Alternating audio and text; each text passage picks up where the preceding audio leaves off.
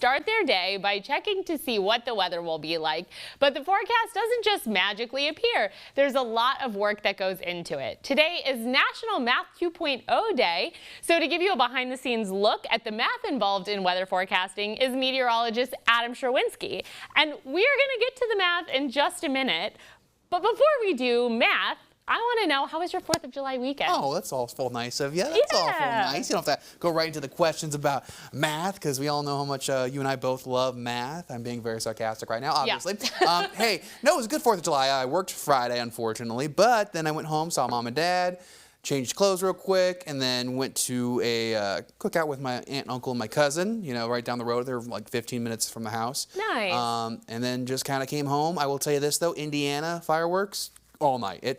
My dad was like, I can't believe how, I mean, it just kept boom, boom, boom. Like, there was no shows. It was just people lighting off fireworks all over the place. And Dad was like, this is pretty rough, you know, just because I was trying to get to sleep at that point. You know, I have a pretty early day. I didn't take any naps there on Friday, so I was feeling pretty tired by 9 o'clock. And I'll tell you, I did crash, but it was just hard to finally crash when you just hear. But it sounds like a fun family 4th of July. Yeah, and then I saw a friend, had dinner with him.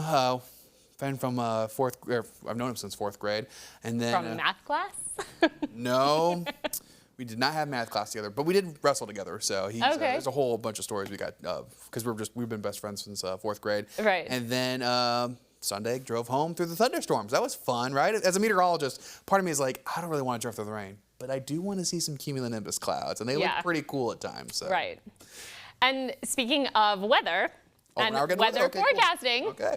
Let's talk about math and meteorology. Yeah, so, I mean, the good news is with becoming a meteorologist and, you know, with the technology that we have and the information we have, I don't have to sit with a calculator every morning and go, okay, I'm going to do my math for each little equation, each little part of my forecast. That's thankfully done by a lot of computer data. So it's a lot more of the math is kind of what, not really explains, but kind of is the physics. So I was always told in college, you know, physics and math are the two things together that really bring meteorology together. Yes, there is a little bit of chemistry with the atmosphere is made up of, but chemistry is minor compared to what you need to see for those. I mean, if you look at a cloud, it's made of water vapor and, you know, rain and then air, and then that's about all you need to know about your chemistry, what the atmosphere is made out of, and that's it. So a lot of it's just physics and meteorology. So physics is pretty intensive with math too as well. They go hand in hand, they ebb and flow together. But let's talk about some of the math equations you might see as a meteorologist. Now the good news is that I don't have to do this very often, converting Celsius to Fahrenheit. I say this all the time, and I'm going to keep saying this. My life would be so much easier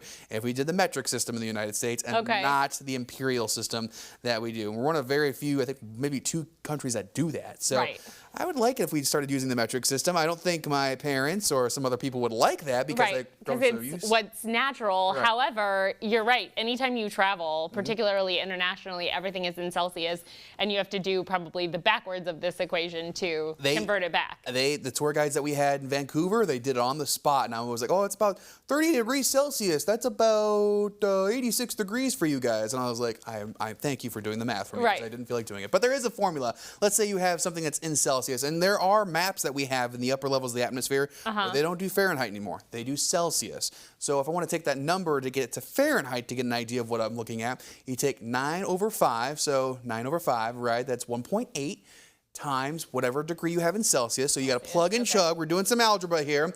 Plus 32, and that's how you get Fahrenheit. So even in mathematical terms, let's say 0, C is what you have for freezing, right, for Celsius. All right, 0 times 9, or 1.8, that's going to be 0. Plus 32, hey, that's 32 degrees Celsius, or Fahrenheit, excuse me. So that's how you convert back and forth. I actually like formulas in math because it's like easy if you know, where you put in the thing. And I'm okay with algebra, but once it gets beyond that, I get really confused. We're going to get beyond that. The good news is we're not going to sit there and do a lot of math with it. That's the good news. The bad news is, though, is that we are still going to have to do, let's see if I can get the clicker going. There we go, the heat index. You know, I always talk about the heat index and how it's a combination of the dew point and also just finding the relative humidity within the dew point. That looks very terrifying. Very complicated. Oh, it's a lot of plug and chug still. Your ambient dry bulb temperature, that's just the temperature outside. What we have of a thermometer that's not sitting in the sun, that's not, you know, doesn't have anything to do with the moisture, it's just the air temperature. So there's your T right there, right? So in degrees in Fahrenheit. And then your relative humidity, which you can find out. Usually a lot of gauges will give that for you, or you can do the math to find it. We're not going to do the math today to find it because we didn't bring our calculators. All right, so you can use and plug and chug from there to get that, and it's a relative number. Again, that's not the only way to get a heat index value, but it kind of gives you the rough estimate of what it is close to that number for the heat index value, because everyone goes like, oh, it feels a lot hotter than 86 degrees. Well, yeah, the heat index value's 100 because we have a huge dew point. A lot different, yeah. No surprises there. So keep that in mind. Now we're going to get to a little bit more abstract math. Now this is quasi-geostrophic omega. QG omega is what we called it in college. And we had to write this out, and I remember my professor said, okay, you're going to take your notebooks and you're going to take it to the side. You're going to write it all out. We're going to derive and derive and derive. And yeah, derivations. Yeah, that is a part of meteorology. This was during my dynamics class my junior year. So the dynamics class was about the kind of the math behind the synoptic stuff you're going to talk about later the following year. So we gave us the math first, then the concepts later. But you can kind of see how the ebbs and flows. That's a lot of math. That's a lot of math. That's fancy math, and that is the stuff I have not touched, thankfully, since I was in college. But I had to sit there and, okay, that's that, that is that, okay, friction effects, diabatic heating, and then all that kind of stuff thrown in together. Some of that stuff was already given, so again, math is a huge part of it. Thankfully, I don't have to sit down and do it every day, but our models have to do that every single day. So they're the one doing all the hard work, and we appreciate it. Computer model data is great. It's not perfect, but it does help us a lot.